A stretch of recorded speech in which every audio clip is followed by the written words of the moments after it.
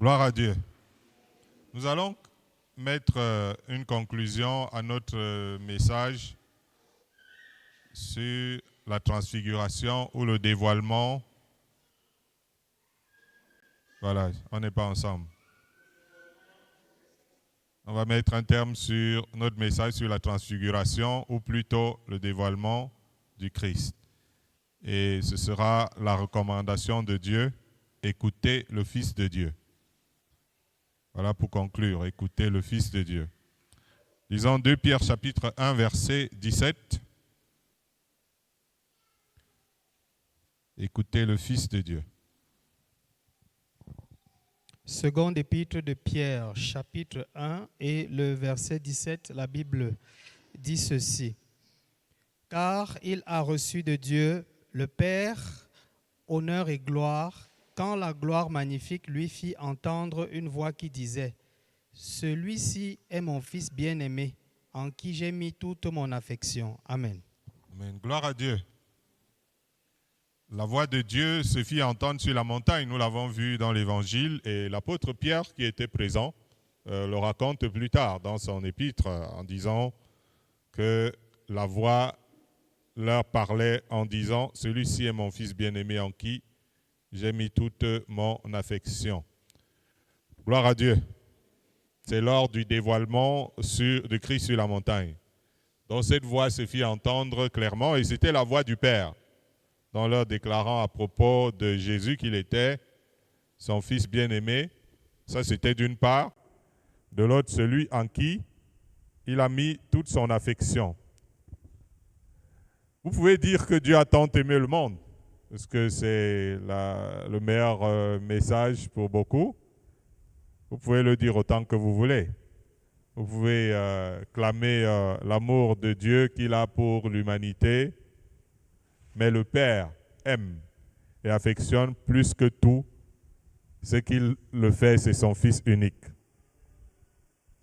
Et ce n'est pas la première fois que le Père faisait une telle déclaration de son amour pour son Fils.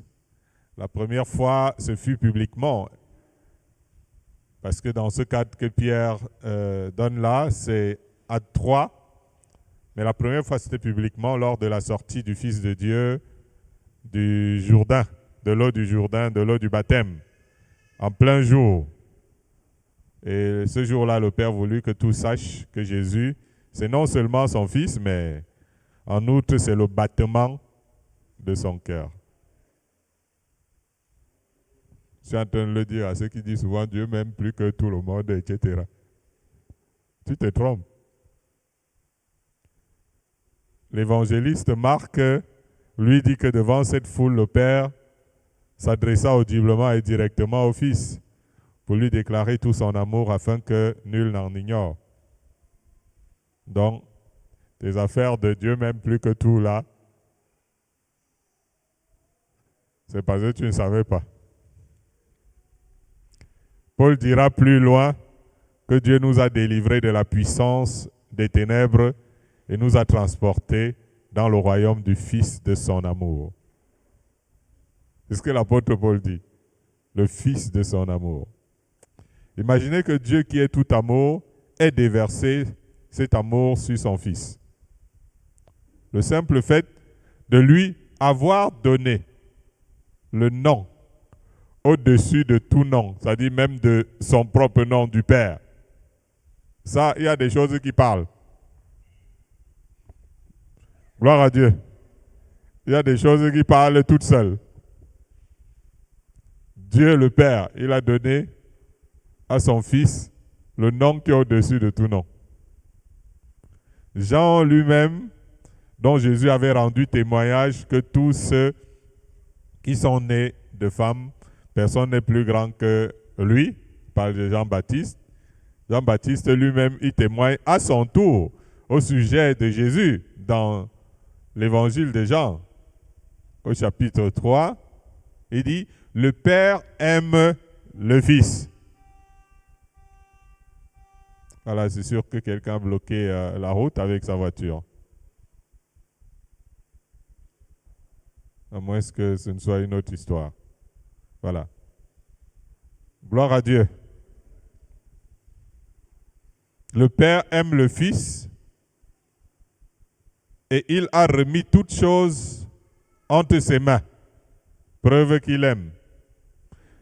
Et Jésus, qui le sait parfaitement, c'est-à-dire il sait que le Père l'aime plus que tout, il déclare à la foule, car le Père aime le Fils et il lui montre tout ce qu'il fait. Et il lui montrera des œuvres plus grandes que celles-ci afin que vous soyez dans l'étonnement. Gloire à Dieu. Si on commence à vouloir parler de l'amour du Père pour le Fils, on peut prendre des jours, mais on le dit rapidement. Forcément, avec un tel privilège du Fils auprès du Père, le Père que personne n'a jamais vu, nous devons accepter, selon l'ordre du Père, d'entendre ce que le Fils bien-aimé a à nous dire. Parce que le Père lui montre toutes choses, il lui dit toutes choses, rien ne lui est caché. Personne n'a jamais vu le Père, c'est lui qui est là pour nous le faire connaître. C'est le Père lui-même qui, au lieu de demander aux disciples de l'écouter lui, ça veut dire que ce jour-là, le Père pouvait arriver. Il dit, chers disciples, écoutez-moi. Écoutez-moi le Père. Ouais, et ça aurait été normal. Mais il vient leur recommander plutôt de gratifier le Fils de toute son attention, de toute leur attention. Gloire à Dieu. Parce que c'est le Fils de son affection. Gloire à Jésus. Donc nous voulons parler ce soir d'écouter le Fils de Dieu. Lisons Actes chapitre 3, versets 20, 22 à 23. Actes des Apôtres, chapitre 3, verset 20. Afin que des temps de rafraîchissement viennent de la part du Seigneur et qu'il envoie celui qui vous a été destiné, Jésus-Christ. Versets 22 à 23. Moïse a dit, « Le Seigneur votre Dieu vous suscitera d'entre vos frères un prophète comme moi. Vous l'écouterez dans tout ce qu'il vous dira, et quiconque n'écoutera pas ce prophète sera exterminé du milieu du peuple. » Amen. Amen. Là, c'est le témoignage de Moïse. Celui qui était destiné aux Juifs, ici, selon ce que Pierre déclare, c'est tout simplement le Messie. Le Messie qu'on appelle le Christ. Même s'ils ont tardé à le reconnaître en Jésus. Ça veut dire que les Israélites ont tardé à reconnaître le Messie en Jésus. Moïse a parlé de lui, d'un autre prophète comme lui, en ce sens de guider le peuple. Lui, Moïse, a dirigé le peuple vers la terre promise. Celui-là que Moïse annonce guidera le peuple vers le royaume de Dieu. Moïse dit au peuple qu'on devrait l'écouter dans tout ce qu'il dira de crainte de périr, d'être éliminé du peuple de Dieu vers le royaume. Un peu comme le peuple qui périt dans le désert et qui n'entra pas en terre promise. Or, vous savez que le peuple avait auparavant refusé d'écouter l'Éternel et avait demandé plutôt à écouter Moïse. Qui le sait? Les Hébreux. C'est ce Moïse à qui le peuple avait dit, nous ne voulons pas écouter l'Éternel, c'est toi que nous voulons écouter. C'est maintenant lui qui annonce quelqu'un d'autre que le peuple devrait écouter en toutes choses. Jean-Baptiste, qui est l'Élie, qui devait venir, annonce lui aussi à tous dans l'Évangile, après avoir dit qu'un homme ne peut recevoir que ce qui lui a été donné du ciel, et après qu'il ait déclaré devant tous qu'il n'était pas le Christ, Jean-Baptiste va ajouter, celui à qui appartient l'épouse, c'est l'époux. Mais l'ami de l'époux, parlant de lui-même, qui se tient là et qui l'entend, éprouve une grande joie à cause de la voix de l'époux. Aussi, termine-t-il, cette joie qui est la mienne est parfaite. Jean-Baptiste lui-même considère ici que le maître de l'alliance, c'est le Fils de Dieu. Vous savez qu'on parle d'ancienne alliance, on parle de nouvelle alliance. Et quand la Bible dit que Jésus est l'époux, ce n'est pas d'abord dans le sens de mari et femme comme vous êtes en train de penser. Alléluia.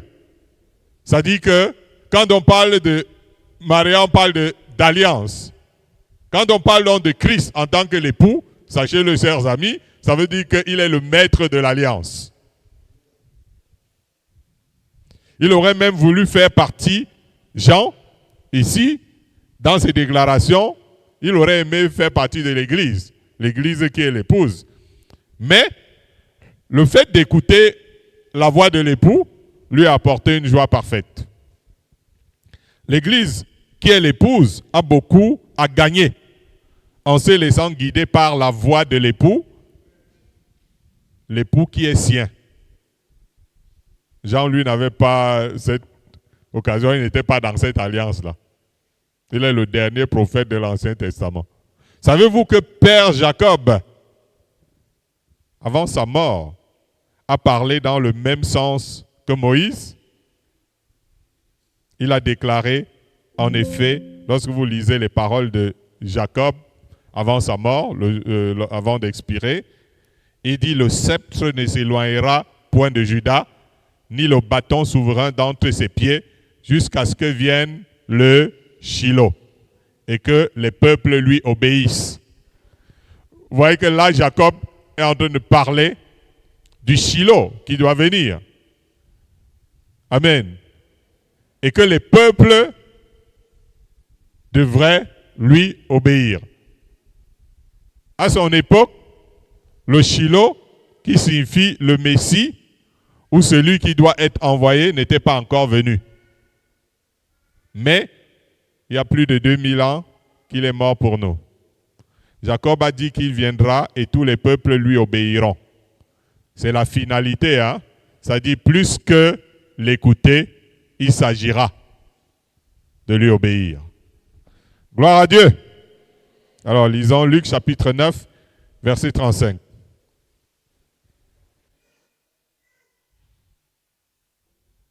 Luc 9, 35. Et de la nuée sortit une voix qui dit, « Celui-ci est mon fils élu, écoutez-le. » Amen. Amen. Là, c'est ce que Luc dit. Celui-ci est mon fils élu, écoutez-le. Jésus est le fils élu que tous doivent écouter. Il est le Messie annoncé que tous doivent instinctivement suivre selon le plan et la volonté de Dieu le Père. C'est là que tout tourne.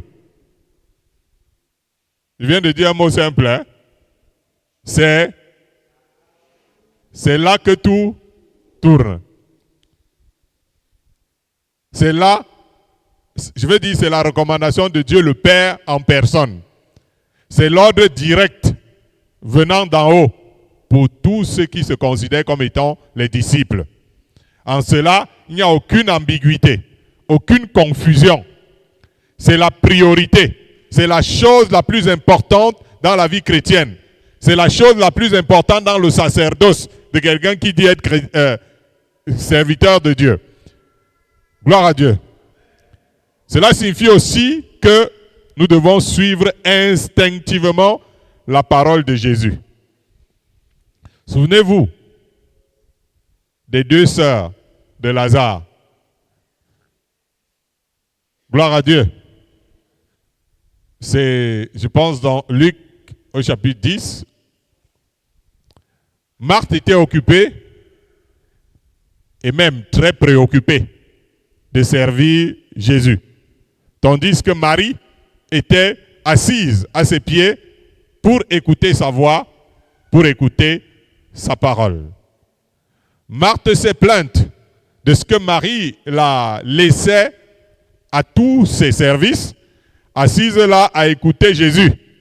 Elle devait se dire que Jésus prendrait son parti et demanderait à Marie d'aller travailler avec elle pour rendre certainement ministère à Jésus, puisque tout ce qu'elle faisait, c'était pour que le Seigneur mange bien, que le Seigneur soit, c'était pour Jésus qu'elle était dans le service.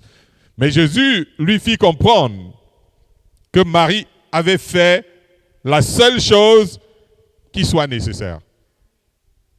Marie qui était assise là, à ses pieds, en train de l'écouter. Il dit que Marie a fait la seule chose qui soit nécessaire. En effet, ce n'est pas fondamental de servir le Seigneur sans écouter au préalable ce qui sort de sa bouche. Même si tu es surchargé au service de Dieu, ça lui importe peu. Parce que ce que Jésus trouve essentiel, c'est de le suivre d'abord instinctivement. Celui qui écoute sa parole, comme Marie l'a fait, comme la seule chose qui soit nécessaire, avant tout autre, ne tombera pas sous son jugement. Alléluia. Il va dire quelque part, si quelqu'un écoute ma voix, il passe de la mort, on va dire la mort spirituelle, qui caractérise la religion formaliste à la vie spirituelle véritable. Ça veut dire que quelqu'un peut suivre des études en théologie, même il devient un grand docteur. Ça sera moins important pour le Seigneur que celui qui a écouté sa voix avant de le servir.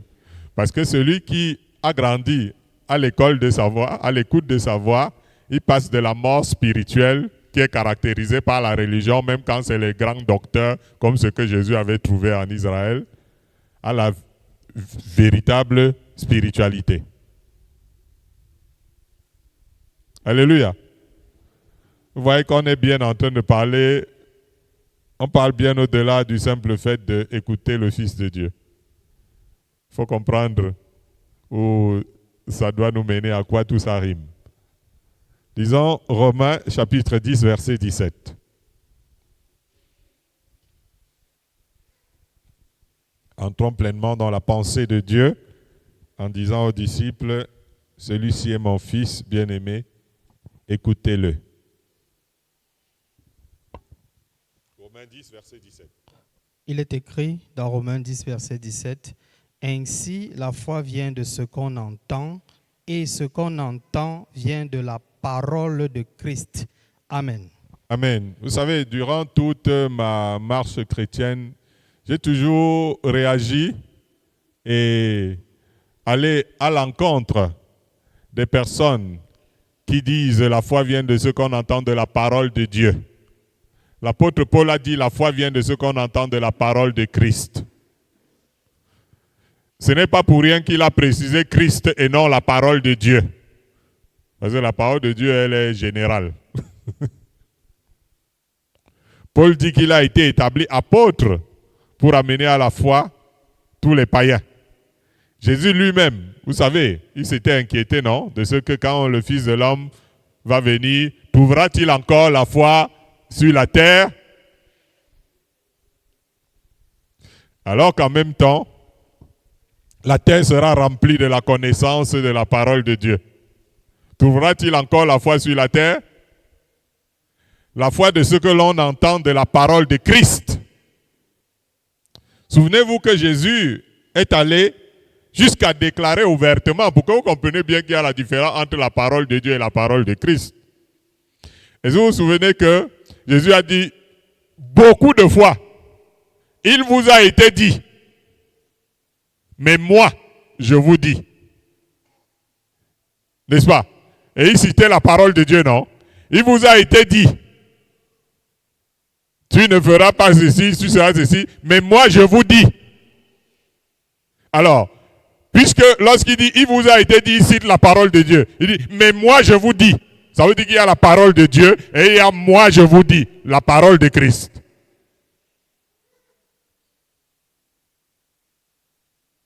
Est-ce que je parle en langue? On voit bien qu'il y a la parole de Moïse même. Jésus disait, Moïse vous a dit, n'est-ce pas? Parfois. La parole de Moïse, d'Élie, de tous les prophètes de l'ancienne alliance. Mais il y a la parole de Christ. Ce que je vous dis ce jour, si vous ne le comprenez pas et que vous sortez d'ici sans le comprendre, vous continuez de marcher comme toujours avant. Rien ne s'est passé. Vous êtes venus perdre le temps cet après-midi. Il y a la parole de Christ. Ça va vous étonner. Mais aujourd'hui, la parole de Christ n'est pas vraiment prêchée.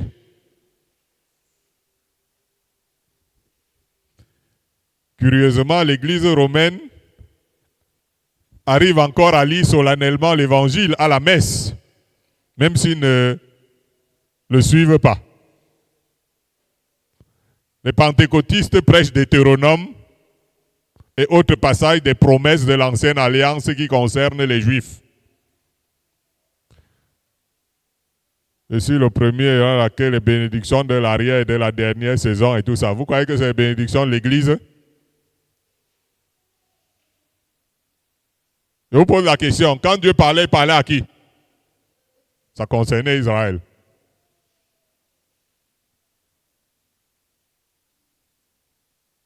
Nous ne cherchons pas les promesses que Jésus a données, on peut se concentrer sur les promesses des Hébreux, des Juifs.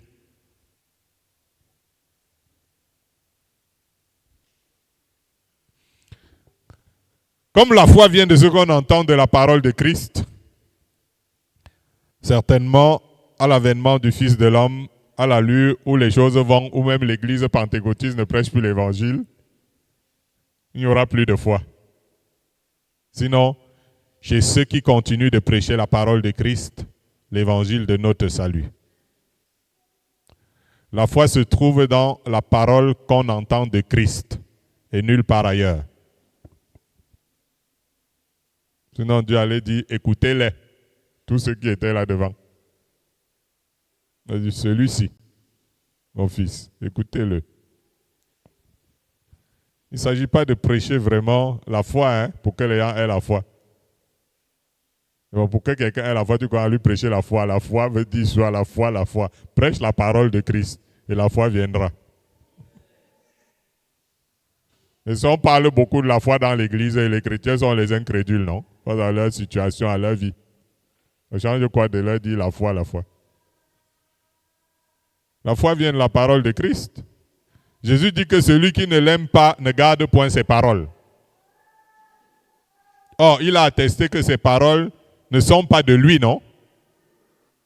Mais du Père qui l'avait envoyé. Si tu ne gardes pas les paroles du Fils de Dieu, tu ne gardes pas les paroles du Père céleste non plus. Parce que ce sont ces paroles que Jésus est venu nous dire. Ce sont les paroles du Père qu'il est venu nous rapporter, en fait. C'est la clé de l'exaucement permanent de nos prières.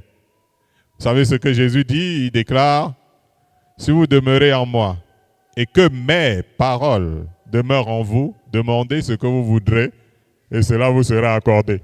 Maintenant, si tu dis, Deutéronome, la pluie de l'arrière-saison, je confesse et je récupère, je m'approprie, c'est bien pour toi. Mais il dit, si vous demeurez en moi et que mes paroles demeurent en vous, demandez ce que vous voudrez et cela vous sera accordé. Va donc savoir pourquoi je demande plein de choses souvent en tant que chrétien et j'ai l'impression que ce n'est pas ça. C'est parce que je suis dans la confusion. Bien plus, Jésus dit que celui qui garde sa parole ne verra jamais la mort. Ça veut dire que la mort spirituelle, c'est fini pour lui. Et même l'ange de la mort. Parce que c'est plutôt, lorsque ton jour arrive, tu ne vois pas la mort arriver. Tu vois les anges qui entrent dans ta chambre, ils te disent, mon gars, on peut partir. Ou alors tu vois Jésus entrer dans ta chambre. Tandis que les autres, quand ils meurent, la mort vient les prendre. Et Jésus ajoute que si quelqu'un l'aime, il gardera sa parole. Et son Père et lui viendront établir leur communion avec la personne en question. Je vous ai dit que si vous sortez d'ici de la même manière, ça c'est votre problème. Vous n'avez rien compris. Vous savez, à un moment donné, l'église est là, ouais, elle fait des choses. Hors sujet, hors jeu. Il s'agit aujourd'hui pour l'église de prêter attention aux paroles de Christ et de les garder plus que tout autre. Que Dieu vous bénisse. Nous allons continuer notre petite lecture dans Jean chapitre 10, versets 4 à 5, 25 à 28. Je suis en train de vous faire comprendre le mystère de ce qui s'est passé sur la montagne. Moïse aussi est arrivé, Élie est arrivé. Il représentait plein de monde. Et Pierre était content. Il a dit, il faut qu'on mette des places pour tout ce monde-là. Il a dit, il n'y a pas de place pour eux. Une seule place. Jean chapitre 10, 4 à 5, 25 à 28. Je lis. Lorsqu'il a fait sortir toutes ses propres brebis, il marche devant elles, et les brebis le suivent parce qu'elles connaissent sa voix. Elles ne suivront point un étranger, mais elles fuiront loin de lui parce qu'elles ne connaissent pas la voix des étrangers. Jésus leur répondit, « Je vous l'ai dit, et vous ne croyez pas. Les œuvres que je fais au nom de mon Père rendent témoignage de moi, mais vous ne croyez pas parce que vous n'êtes pas de mes brebis. Mes brebis entendent ma voix, je les connais et elles me suivent. Je leur donne la vie éternelle et elles ne périront jamais et personne ne les ravira de ma main. » Amen. Amen. Je pense que plusieurs d'entre vous disent souvent Jésus est la vérité. N'est-ce pas? Ce qu'il est en train de raconter ici, c'est quoi? Et ce qui est bien, c'est qu'il dit que ces brebis, ils ne suivront pas la voie d'un étranger. Seulement sa voix. Jésus a parlé de faire sortir ces brebis du troupeau. Vous voyez, il vient trouver ces brebis dans le troupeau. Il vient trouver, il y a un gros troupeau. Après, il prend sa part de brebis. Ça veut dire que dans le troupeau, là, ils n'ont pas toujours le troupeau de Jésus. Ça peut être le troupeau de plein de si vous voulez. Mais, il y a les troupeaux. Le berger vient, il prend ses brebis, il sort ses brebis. En tant que berger, c'est de nos oreilles que Jésus a besoin.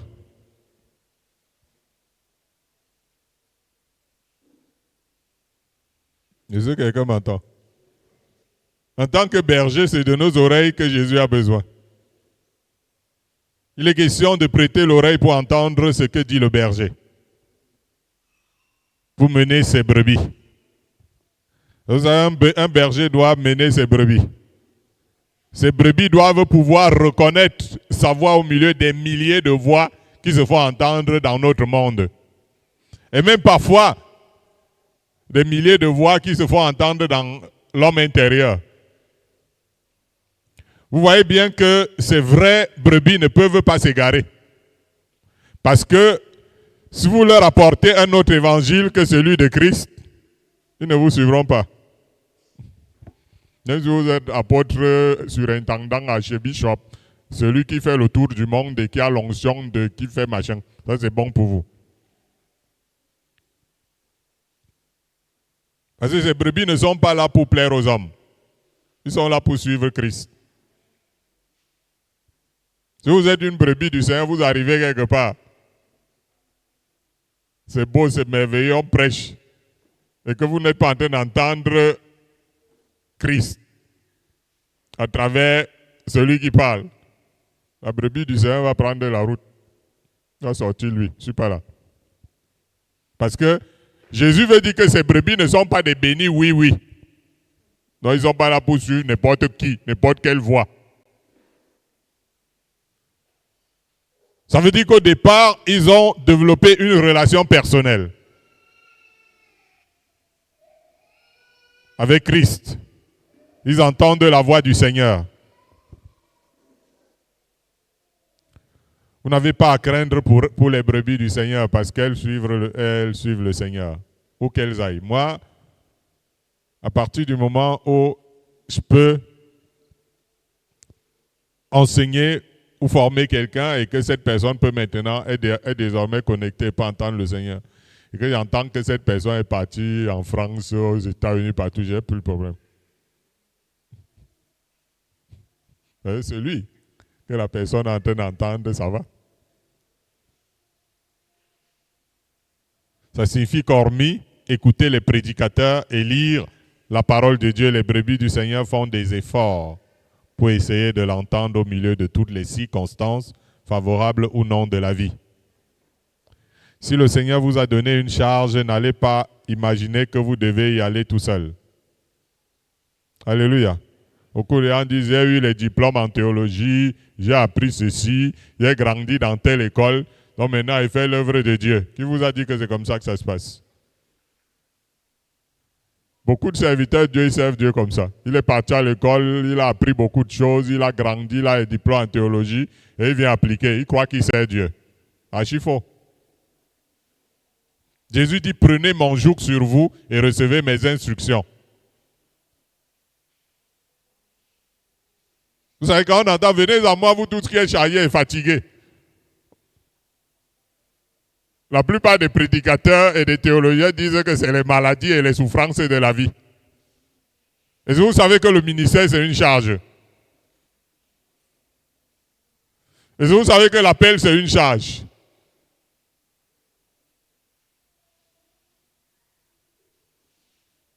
Alors, si Dieu vous a donné une charge, venez à lui.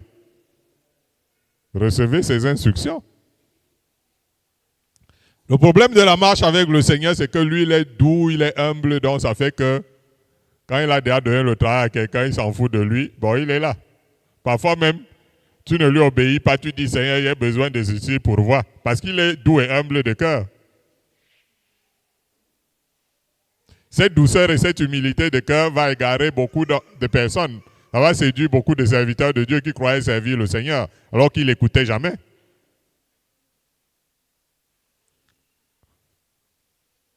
Ils ont récupéré la puissance, le don qu'on leur a donné et ils sont allés avec. Mais celui qui écoute le Seigneur, quelle que soit la charge qu'il a, il trouvera le repos de son âme. Parce que ce n'est ni par la force, ni par la puissance, dit le Seigneur, c'est par mon esprit. Ainsi veut-il avoir le regard sur nous et nous instruire sur la voie à suivre, si nous lui prêtons toute notre attention. Jésus nous a donné à travers la Bible l'ordonnance et le remède, parce qu'il faut comprendre. Je voudrais vous expliquer le mystère. Parce qu'il y a des gens qui disent, mais Dieu, la Bible est là. La parole de Dieu est là. Dieu nous a donné. Et moi, je vous explique ça comme ça, avec cette sagesse. Comme le Seigneur me a demandé que je vous explique. Parfois, tu parles, les gens, ils ne comprennent pas. La Bible, c'est l'ordonnance et le remède. Il y a tout ça dedans.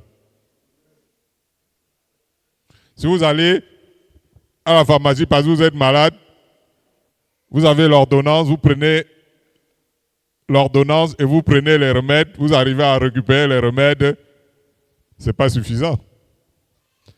Qu'est-ce que le Seigneur a fait à travers la Bible? Il nous a donné l'ordonnance et le remède.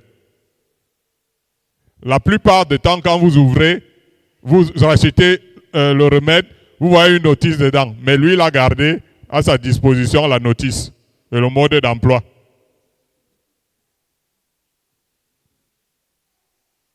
Je ne sais pas si vous comprenez le mystère. Ça veut dire qu'à travers la Bible, il nous a donné l'ordonnance et le remède. Mais lui-même, il a gardé le mode d'emploi.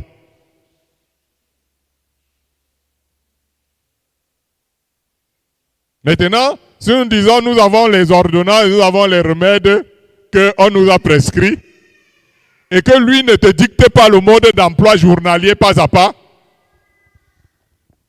tu risques d'avoir les overdoses. Soit tu vas prendre le traitement de manière insuffisante, soit tu vas prendre à l'envers, soit tu vas, etc.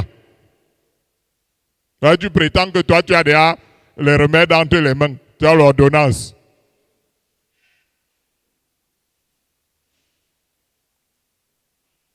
La meilleure façon de prendre le traitement, c'est le mode d'emploi. Ça veut dire qu'elle va prendre ça comment?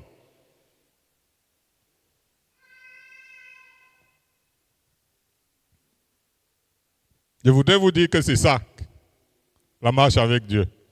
Nous avons l'ordonnance et le remède. Et nous commençons à les ingurgiter, chacun à sa façon. Au lieu d'aller voir le Seigneur qui tient le mode d'emploi et la notice pour qu'il te dise que comment tu dois faire.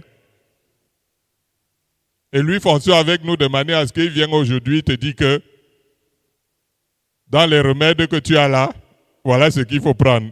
Voilà le traitement qu'il faut apprendre aujourd'hui, etc. Et ainsi de suite. Et comme on est fort, nous on prend et il y a les autres qui ont les overdoses. Des overdoses spirituelles.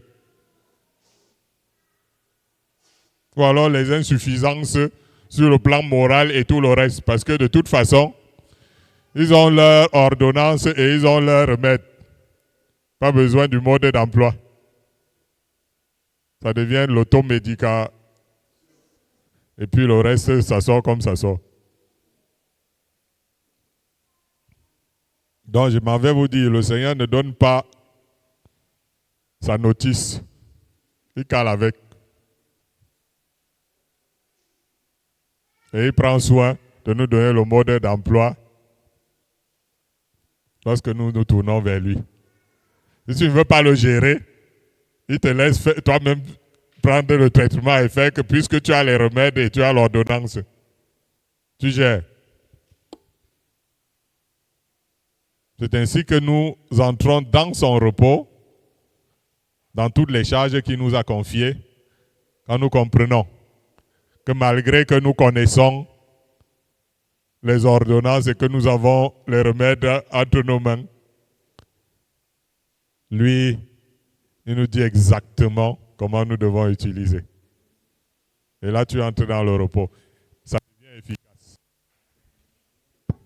Sinon, tu vas dire, mais depuis je lis la Bible, depuis je prêche la parole, depuis je fais tout ce qui est écrit là, mais je ne comprends pas ma vie, je ne comprends même pas pourquoi je suis toujours, je ne sais pas comment.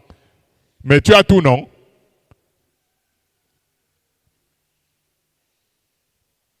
C'est ça le piège dans lequel sont tombés les théologiens. Que celui qui a les oreilles pour entendre, entendre. Moi, je vous dis que si aujourd'hui tu passes sans comprendre quelque chose, c'est que vraiment c'était ton jour. Lisons Jean 14, verset 15 et puis verset 21. Jean 14, verset 15 et puis verset 21. Voici les paroles du Seigneur Jésus-Christ. Jean 14, 15, 21. Si vous m'aimez, gardez mes commandements. Celui qui a mes commandements et qui les garde, c'est celui qui m'aime. Et celui qui m'aime sera aimé de mon Père. Je l'aimerai et je me ferai connaître à lui. Amen. Amen. Si vous m'aimez, en retour, gardez mes commandements. Voilà. Donc, nous tous, on a grandi dedans. Tu ne voleras point. Tu honoreras le jour du sabbat. Tu ne proposeras point devant les... Donc, c'est ça, ces commandements. C'est ça, les commandements de Jésus, n'est ça.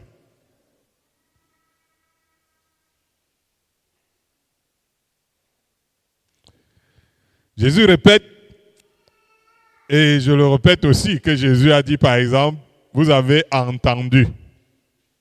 Mais, moi je vous dis. Paul va jusqu'à dire qu'il n'est plus sous la loi de Moïse, mais qu'il est sous la loi de... Qu'est-ce que... Je dis bien, c'est ce que Paul dit, non? Paul dit qu'il n'est plus sous la loi de Moïse, mais il est...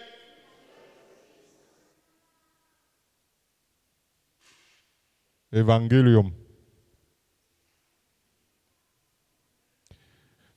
Jésus va jusqu'à dire à ses disciples, je vous donne un commandement nouveau.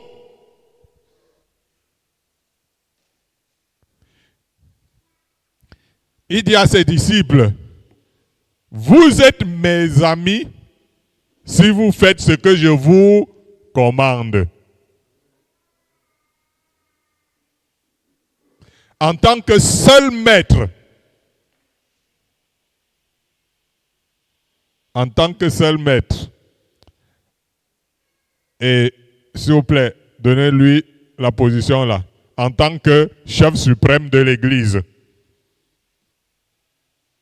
Il a donc ses ordres. Alléluia. Il a donc ses ordres. Il a des préceptes. Il a des prescriptions. Il a des instructions à donner par sa position de maître et de chef suprême. Et il y en a à qui il a donné expressément déjà.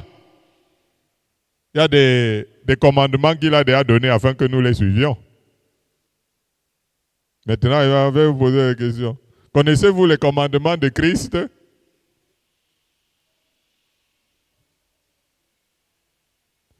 Je suis Jésus, j'ai aimé Jésus, j'ai donné ma vie à Jésus. Seulement Jésus, oui, Jésus seul. Connaissez-vous les commandements de Christ?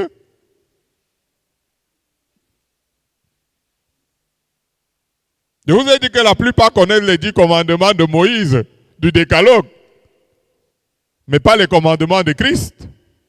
Et pourtant, il y en a partout dans les évangiles. Et ça a d'ailleurs commencé avec le sermon sur la montagne. Écouter, c'est aussi obéir à quelqu'un.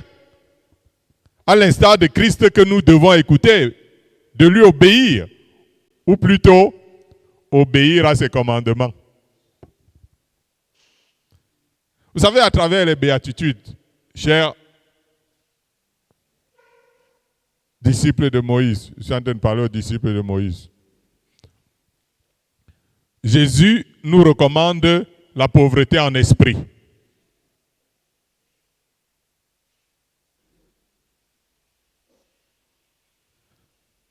L'Église de nos jours, elle ne connaît que la pauvreté matérielle. Vous voyez les prédications, l'évangile de prospérité. C'est pour que nous devenions prospères comment? Matériellement. Or, Jésus a demandé que nous devons prendre conscience de notre pauvreté spirituelle. Pourquoi nous sommes beaucoup plus concernés par la pauvreté matérielle? C'est parce que nous sommes les disciples de Moïse. Et le peuple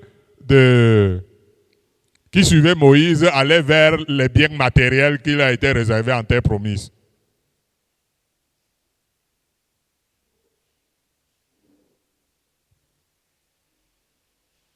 Jésus a parlé de la débonarité. Être bon jusqu'à la faiblesse. Mais nous, en tant que chrétiens, on dit qu'on n'est pas n'importe qui. Je suis en train de prouver que l'Église n'est pas disciple de Jésus. Jésus nous a enseigné l'endurance dans la souffrance. Mais la plupart, si quelqu'un marche avec le Seigneur et il souffre bien là, il est maudit. Jésus nous a enseigné la faim et la soif de la justice de Dieu. Mais nous marchons dans notre propre justice. Jésus a enseigné la miséricorde. Mais on excommunie les gens. Jésus a enseigné le pacifisme, être pacifique. Mais c'est la guerre dans les églises. C'est œil pour œil, dent pour dent. Jésus nous a enseigné la patience dans l'affliction. Etc., etc. On peut commencer à citer beaucoup de commandements de Jésus que nous ne voulons même pas gérer, ni même prêter attention. Parce que nous avons déjà, comme le jeune homme riche, les commandements de Moïse.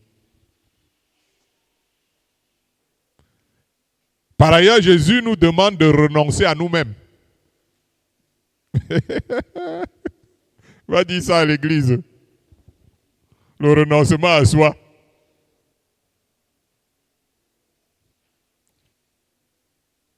Mais on t'enseigne quoi? Le positionnement de toi. De nous charger de notre croix, de le suivre.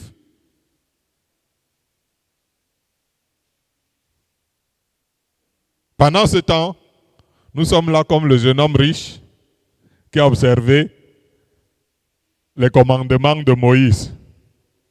Mais il n'en sait pas plus quant à suivre le Christ. La plupart des chrétiens sont comme ça.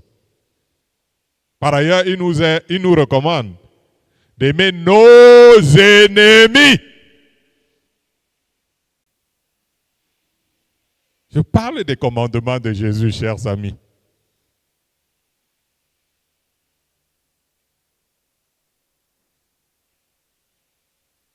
L'amour de ses ennemis.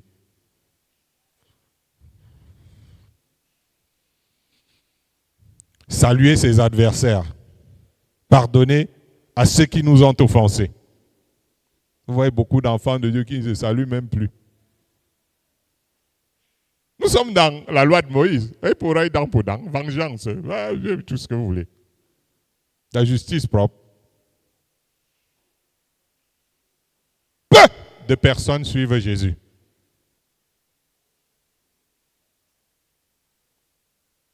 Parce qu'on n'a pas compris ce qui s'est passé sur la montagne. C'est lui que vous devez écouter.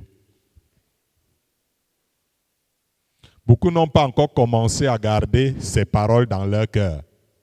Avant même de parler d'observer ses paroles, ils n'ont même pas encore ses paroles dans leur cœur. Ce n'est même pas là. Je parle des Jesus people. Hein.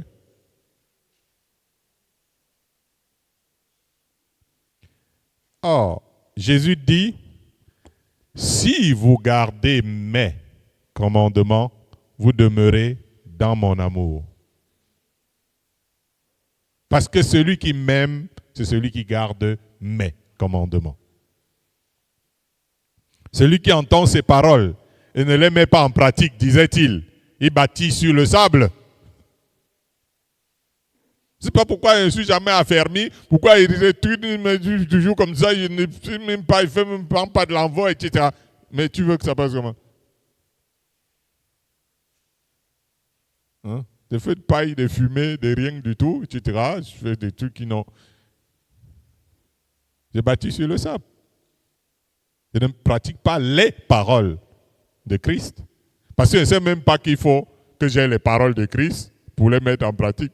Parce que je suis disciple de Moïse. Jésus a toujours les mêmes bagarreurs dans notre temps qui ne l'ont pas écouté et qui étaient, parce qu'ils avaient pour Moïse, prophète, c'était Moïse qui était leur prophète.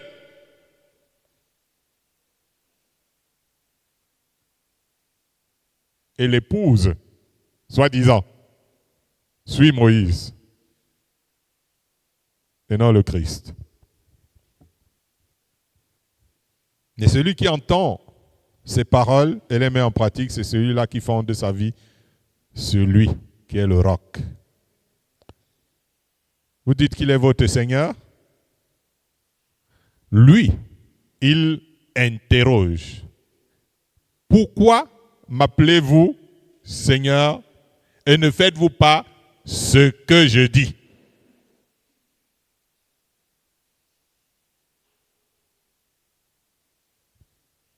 Ok. Gloire à Dieu. J'ai dit que si tu ne comprends rien aujourd'hui là, c'est que c'était ton jour, c'est ta fête.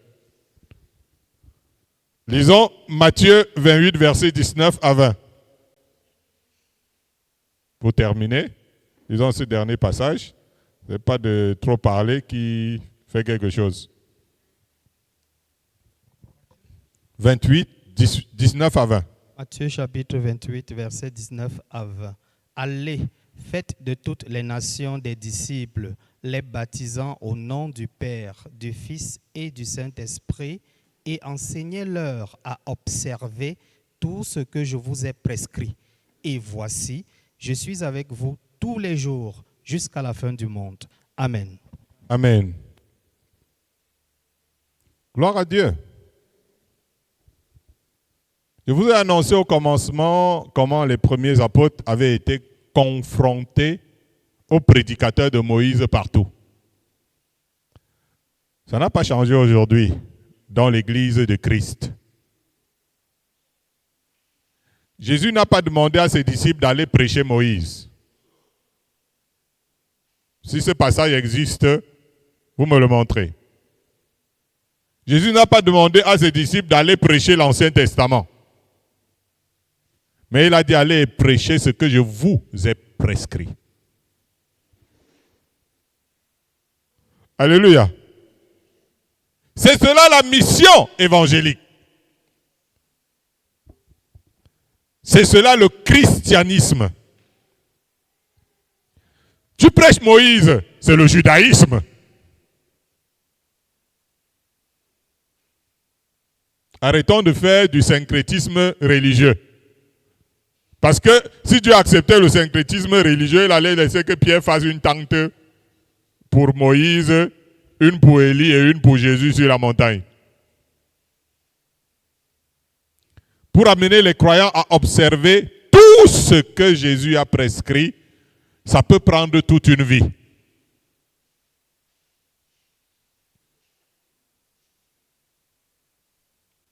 Pour que tu sois en train d'amener les gens à observer tout ce que Jésus a prescrit, ça peut prendre toute une vie. Déjà, nous sommes dispersés dans toutes sortes de doctrines. Alléluia. Ouais, c'est comme ça le christianisme, le panchécotisme. Voilà. Donc maintenant, souvent, le truc c'est quoi? Chez nous, on transforme les choses. Tu entends une chanson, je ne sais pas comment on chante ça. Et louer les... Après maintenant, les autres ont dit mais ça a changé un peu. Ainsi de suite. Donc après, tu pars dans telle version. Bon, ok. À l'arrivée, c'est jamais comme c'était au départ.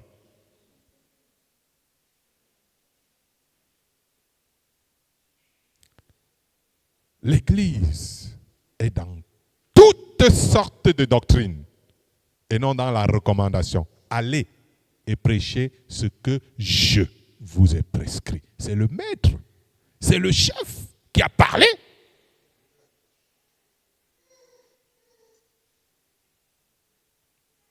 Mais quelle est cette agitation? Ça va dans tous les sens. Mais Jésus ne s'éloigne pas de son Église tant que la terre subsiste. Il est là à côté, voyant comment son épouse vante un autre. Comment son épouse vante les autres, au lieu de vanter son incomparable bien-aimé. Imagine-toi, tu es à côté de ta personne, elle est en train de te vanter, l'autre à gauche, l'autre à droite, l'autre, etc. Toi, tu es là. On ne te vante pas, toi. Vous savez ce que tu vas sentir? Moi, je sens que le Seigneur est trop fort. Ce sont les paroles de Christ qui ont été recommandées aux premiers disciples. Jésus revient bientôt, il faut que cette mission-là, ça doit continuer. Même s'il y a eu quoi en route, il faut reprendre là où on a laissé.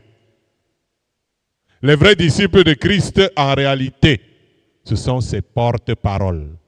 Et vous savez ce que ça veut dire un porte-parole? Le porte-parole du gouvernement. Vous voyez, il vient, on a fini d'écrire. Il n'a pas le chef de l'État. Quand il vient là, il pose là. Il ne démarre pas. En effet, monsieur, vous savez, non, il lit le message qu'on lui a donné. Il ne vient pas ajouter ça part en cours de route. Parce qu'il est trop fort.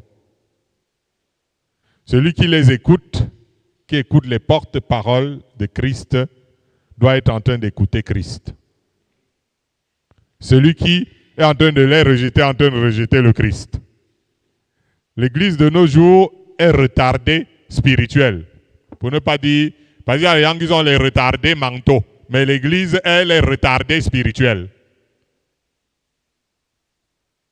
Imaginez-vous qu'on vous a donné une mission, vous n'êtes même pas dedans.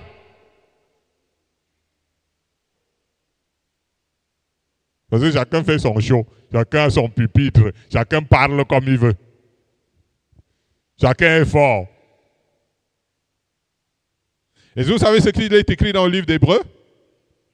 Hébreux chapitre 1, il est écrit, après avoir autrefois, à plusieurs reprises et de plusieurs manières, parlé à nos pères par les prophètes, Dieu, dans ces derniers temps, nous a parlé par le Fils, qu'il a établi héritier de toutes choses, par lequel il a aussi créé le monde, et qui, étant le reflet de sa gloire et l'empreinte de sa personne, et soutenant toutes choses par sa parole puissante, etc., etc.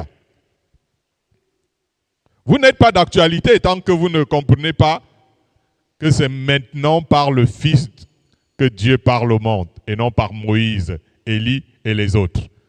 L'auteur d'Hébreux dit, après avoir eu à parler de plusieurs manières, de plusieurs façons, de toutes sortes de façons, parler à nos pères, par les prophètes, Moïse et tout ce monde-là, Dieu a décidé, dans les temps de la fin, de parler par le Fils. Parce que c'est le Fils qu'il a établi comme son héritier. Et c'est le Fils qui soutient toutes choses par sa parole puissante. Nous avons affaibli la parole de Dieu en allant prêcher les paroles qui étaient les paroles de ses prédécesseurs. Jésus a dit lui-même, tous ceux qui sont venus avant moi sont des voleurs et des brigands. C'est moi la porte. Il dit, je suis. Et nous avons fait l'école. Nous savons la différence entre l'adjectif, on dit quoi? Quand on dit le là. L'article défini et l'article indéfini. Ça veut dire que tu dis, je suis un chemin, je suis une vérité, je suis une vie. C'est ce que Jésus a dit, n'est-ce pas? Hein? Je suis un chemin, je suis une vérité, je suis une vie. Il a dit, je suis une porte. Ah, chers amis. Il a tout pris pour lui. Je suis la porte, donc il n'y en a plus d'autre. Je suis le chemin. Je suis la vérité. Et si vous avez vu quelqu'un d'autre venir dire sur la terre, je suis le chemin, la vérité et la vie. Qui?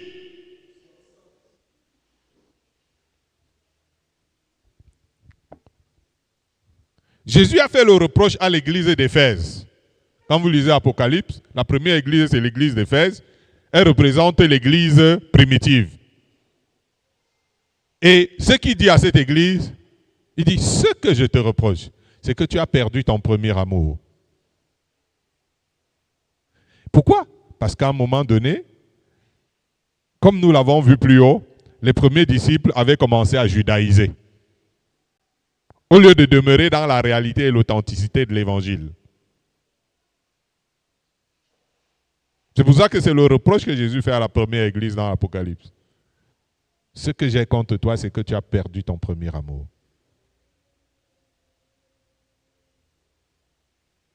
C'est pourquoi vous avez souffert. Les premiers disciples ont souffert. C'était prêt à donner leur vie. Mais après, pour commencer à judaïser.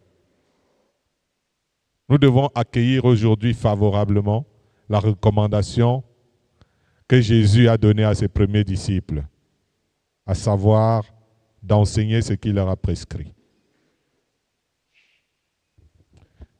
C'est suffisant.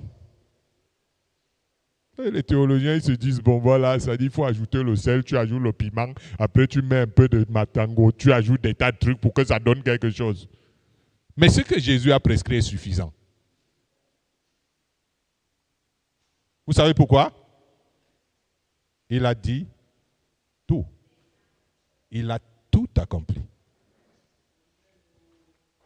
Paul dit qu'il est la plénitude de celui qui remplit tout en tous. À partir de ce moment-là, l'apôtre Paul va dire, nous faisons donc les fonctions d'ambassadeurs pour Christ, comme si Dieu exhortait par nous. Donc on est devenus les ambassadeurs de Christ. On est devenus les porte-paroles de Christ. On est devenus les messagers de Christ. À présent que Christ est dévoilé devant nous, Chers amis, soumettons-nous à l'ordre que le Père a donné sur la montagne. Écoutons le Fils bien-aimé de Dieu, en qui il a mis toute son affection. Car tout pouvoir lui a été donné dans le ciel et sur la terre. Et même plus bas. Quelqu'un a dit, tu me suffis. Emmanuel, le chant.